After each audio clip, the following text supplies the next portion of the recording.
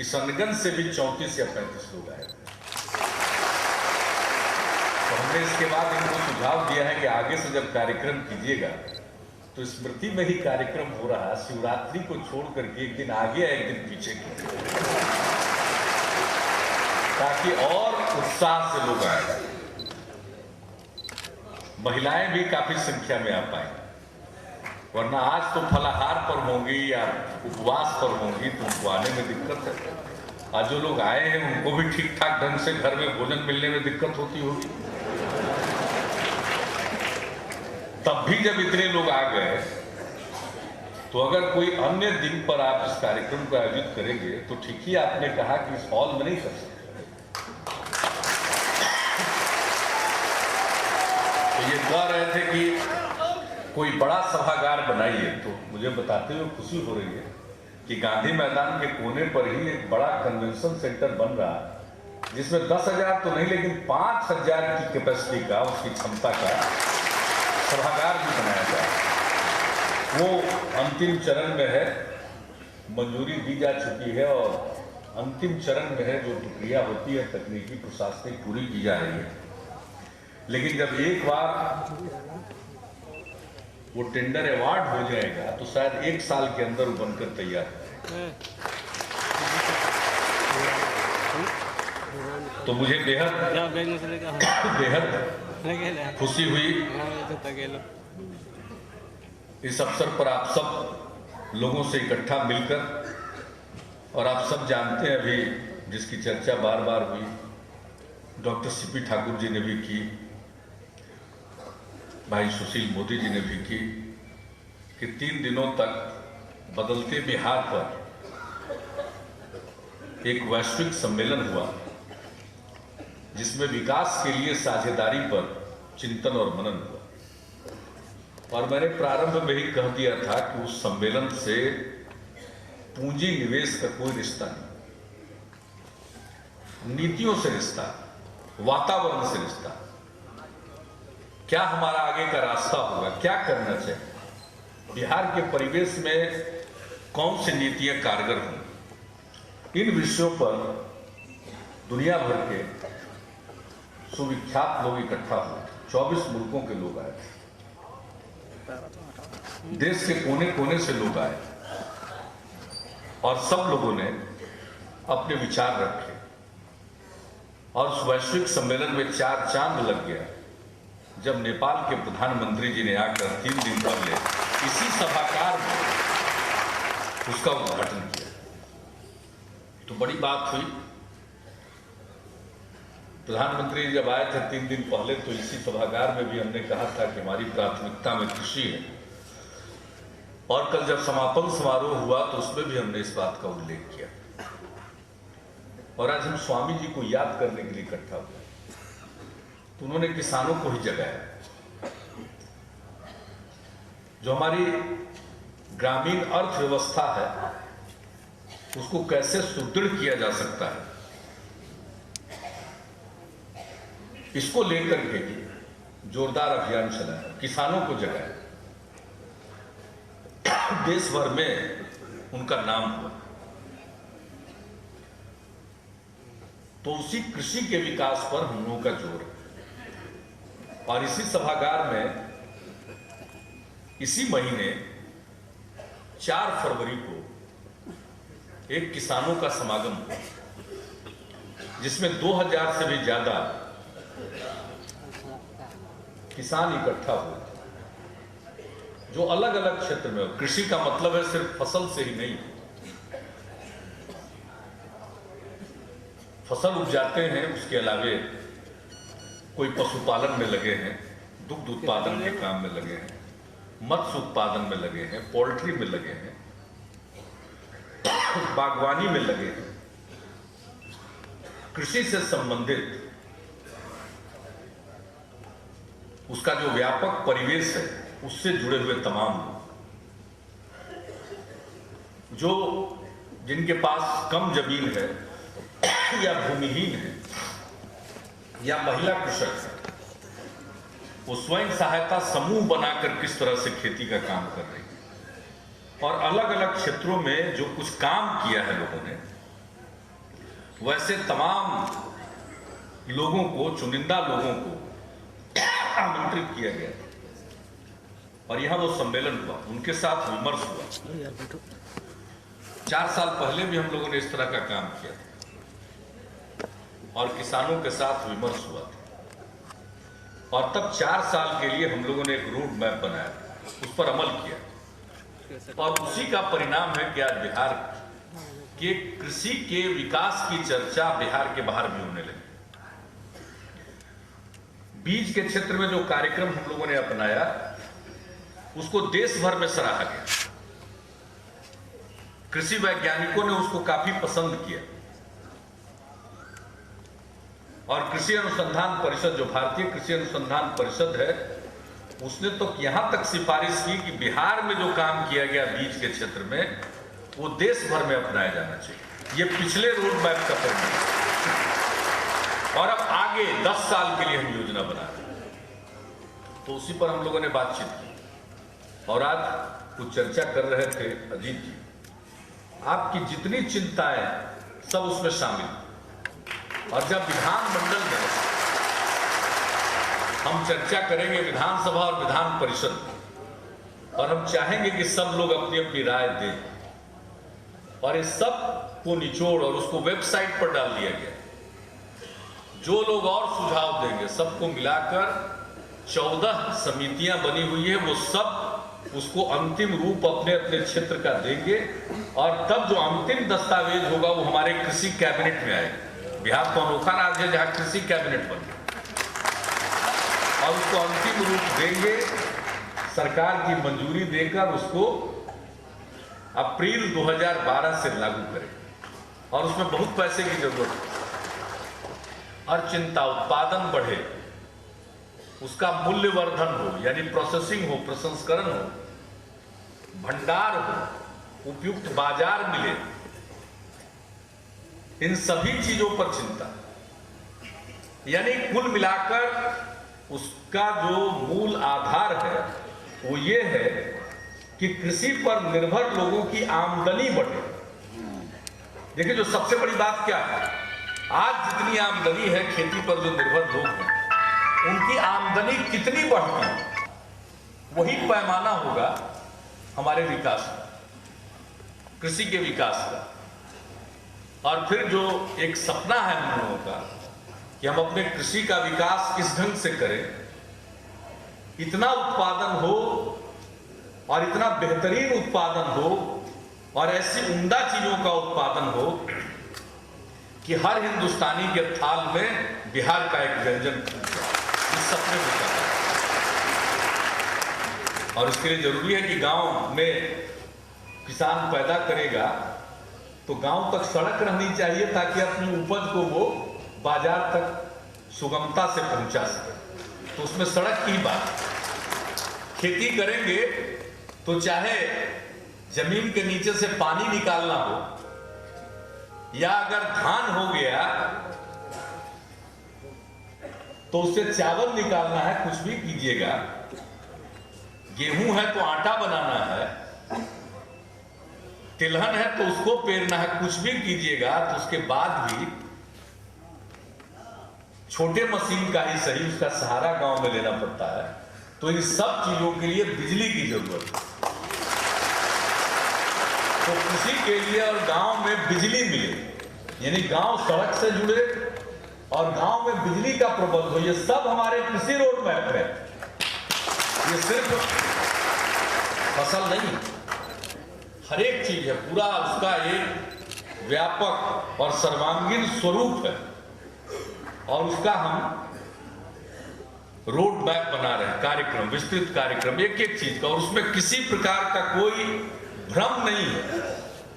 ये तय है कि हमको इस वर्ष तक ये प्राप्त करना, इसके लिए कितने धनराशि की जरूरत होगी इसका भी अंदाज लगाया गया और हम इसको लागू करें इसके पहले हम लोगों ने मुख्य सचिव की अध्यक्षता में रिसोर्स मैनेजमेंट कमेटी, संसाधन का प्रबंध कैसे होगा, अपने यहां क्या है, हम कर्ज क्या लेंगे, दिल्ली से क्या उम्मीद करेंगे।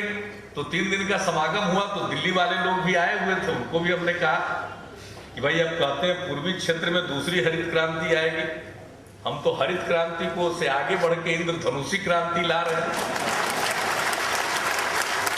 बिहार पूर्वी क्षेत्र में है, इसके लिए धन दीजिए, कुछ खर्च कीजिए। सिर्फ कहने से तो काम चलेगा नहीं। फूड सिक्योरिटी की बात होती है, खाद्य सुरक्षा की बात होती है, लेकिन जो असली मसला है उससे भागते रहते हैं। तो खैर हम लोग तो अपनी बात कहते रहेंगे, अपनी बात चलाते रहेंगे और अपने संसाधन पर अपने बूते आपके सहयोग से और आपकी ताकत के बदौलत बिहार को आगे बढ़ाने की कोशिश करते हैं।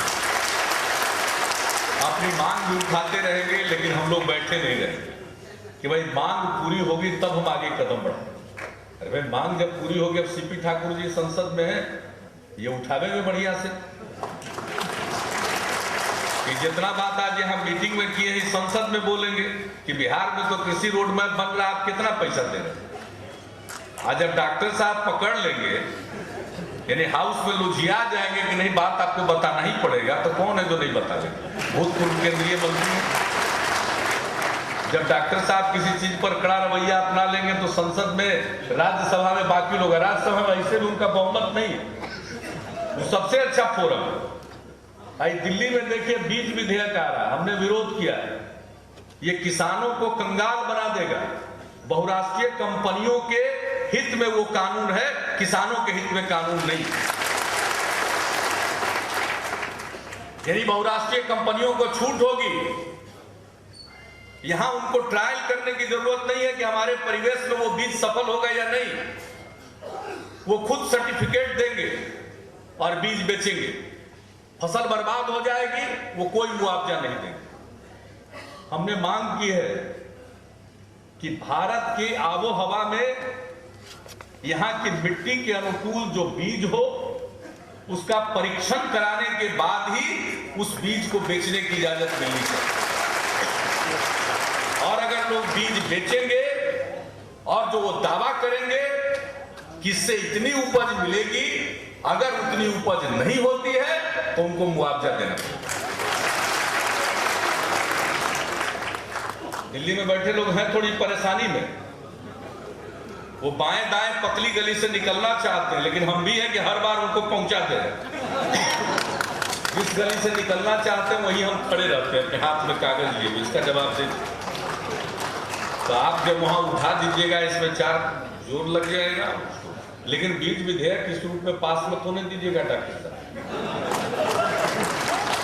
अगर वहां आप लोग मटियाए तो हम लोग क्या करेंगे? और एक एक बात हमने लिखा, कदम दर कदम लिखा। अब केंद्र के कृषि मंत्री पेश करना चाहते थे, विरोध हो गया, तो चेयर के हस्तक्षेप के बाद एक मीटिंग हुई है, सांसदों के साथ मीटिंग हो रही है। आप भी जरूर उस मीटिंग में रहिए और कदम कदम पर बात हो रही है, एक एक बात, कुछ बातें वो मान रहे, लेकिन अभी भी बहुराष्ट्रीय कंपनियों को मुआवजा देना पड़ेगा, इसमें नाम वसूल कर रहे हैं। आप में से बहुतों को याद होगा, अभी 2 साल पहले की तो कहानी है। यह निजी कंपनी का बीज था मक्का का, और वो फेल कर गया। मक्के की बाली में दाना नहीं आया, हाहाकार मचा हुआ था। हमने इस सवाल को उठाया, लेकिन कोई भी कानून ऐसा नहीं है जो उसको बाध्य कर सके जो किसानों को मुआवजा दे। अंत में राज्य सरकार ने अपनी तरफ से 10,000 रुपए प्रति हेक्टेयर के दर से किसानों को सहायता दी, मामूली सी सहायता दी। हमको 61 करोड़ रुपया लगा, उन किसानों को सहायता हमने दी। ये तो बीज कंपनी को देना चाहिए था और इससे ज्यादा देना चाहिए था। और वैसा ही है, आ जाएंगे धड़ल्ले से अपने बीज का कारोबार करेंगे, फेल कर गया तो आप भुगतिए। तो इसलिए एक बहुत ही खतरनाक चीज है, और राज्य की उपेक्षा, तो इन सब चीजों पर भी ध्यान देना पड़ेगा। और बिहार में कृषि से संबंधित जिन चीजों की आवश्यकता, गांव का विकास जब तक नहीं होगा बिहार आगे नहीं बढ़ेगा, और कृषि का विकास नहीं होगा तब तक गांव विकसित नहीं होगा। इसलिए हम लोगों को अपने लक्ष्य पर, और यही सही मायने में सच्ची श्रद्धांजलि है स्वामी जी के प्रति, और हम लोग तो उसी को ध्यान केंद्रित करके अपना काम कर रहे हैं। और मुझे पूरा विश्वास है कि आप सब लोगों की शुभकामना, आपका परिश्रम एक दिन रंग लाएगा और हर हिंदुस्तानी के थाल में बिहार का कोई न कोई व्यंजन हम लोग पहुंचा के देंगे। और ये संकल्प लीजिए, कम से कम स्वामी जी को मानने वाले जितने लोग हैं वो संकल्प ले लीजिए। उसका देखिए क्या होता है। बिहार के लोगों में मामूली उद्यमिता नहीं है। अब यहाँ बैठे हुए लोग हैं, देखिए कहाँ, मुजफ्फरपुर को क्या मतलब है पानी से, समुंदर है। लेकिन देखिए मुजफ्फरपुर के निवासी, मीनापुर के निवासी, जहां से समुंदर 700 किलोमीटर दूर है, और वो समुंदर के किनारे जाके शिपिंग कंपनी चला रहे हैं। अब कहां देखिए तो पंडारक से निकल करके अब दिल्ली और हरियाणा में शहर बसा रहे हैं अनिल शर्मा जी। एक से एक उद्यमी लोग, मामूली उद्यमिता नहीं, इसकी कोई कमी नहीं। और ये देख करके सचमुच प्रसन्नता होती। अब तो हम इन सब लोगों को कहेंगे कि भाई बाहर गए, बहुत अच्छा किया। अब तो बिहार में एक नया वातावरण बन रहा है, यहां भी कुछ कीजिए।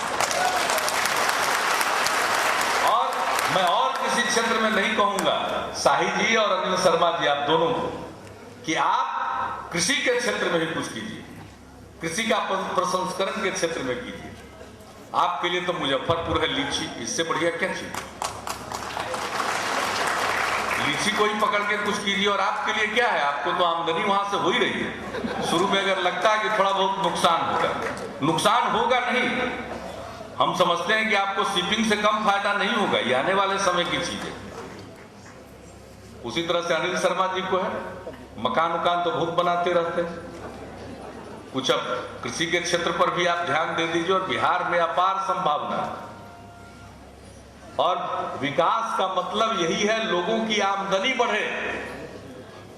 सिर्फ कल कारखाना विकास की निशानी नहीं है, आमदनी कितनी बढ़ी वो विकास की निशानी। और सबकी आमदनी बढ़े, खेत पर जो काम कर रहा है उसकी भी बढ़े, और जो खेत का जो किसान है उसकी भी बढ़े, सबकी बढ़े। और जब सबकी आमदनी बढ़ेगी तो बिहार खुशहाल होगा।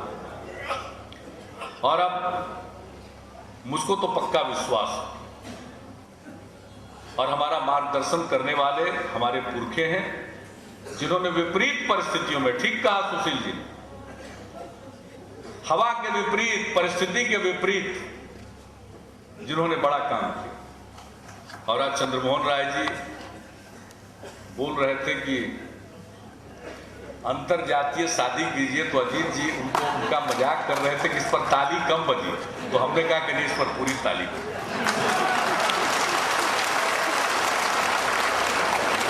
आप एकदम बिल्कुल अपने अंदर के बिहारीपन को जगाइए। अब बाहर के लोग आ रहे हैं, सब खुश हैं, इतना खुश है, लोग कहते हैं कि साहब बाहर में हम लोगों को अच्छा लगता है। अब कोई हेय दृष्टि से नहीं देखता। अब बिहार की इज्जत बढ़ गई। तो कुछ ही वर्षों में जब ये नजारा हो सकता है, बिहार की इज्जत बढ़ गई, तो ये सब तो आपके चलते हुआ, आप लोगों के चलते हुआ। इस तेवर को बनाए रखिए और बिहारी बनिए। और इस शताब्दी साल भी है बिहार का, अभी ग्लोबल मीट हुआ है शताब्दी वर्ष में ही। अब 22 मार्च को होगा गांधी मैदान में 100 साल पूरा होने का उत्सव हम लोग मनाएंगे। चारों तरफ जो देश भर में और देश के बाहर जो बिहारी लोग रह रहे हैं, अभी से उत्सव के रंग में आ गए। हमको तो ऐसा लगता है कि होली से लेकर के ये बिहार का जो शताब्दी वर्ष है उसका समारोह है, तब तक लोग उत्सवी माहौल में रहे। और ये जो उत्सवी माहौल या उमंग का माहौल है, ये जज्बा बनाए रखिए। क्योंकि हम जानते हैं बुझे हुए मन से कोई बड़ा काम नहीं होता। अगर मन में हौसला हो, उमंग हो, उत्साह हो, तो बड़ा से बड़ा काम आसान है। तो आइए आज स्वामी जी को श्रद्धांजलि अर्पित करते हुए, उनके चरणों में श्रद्धा सुमन अर्पित करते हुए हम यही संकल्प लें कि फिर से गांव को मजबूत करेंगे और कृषि जो एक पेशा के रूप में है उसकी फिर से प्रतिष्ठा बढ़ाएंगे और बिहार की इज्जत को बढ़ाएंगे, देश की इज्जत को बढ़ाएंगे। आपको बहुत बहुत धन्यवाद।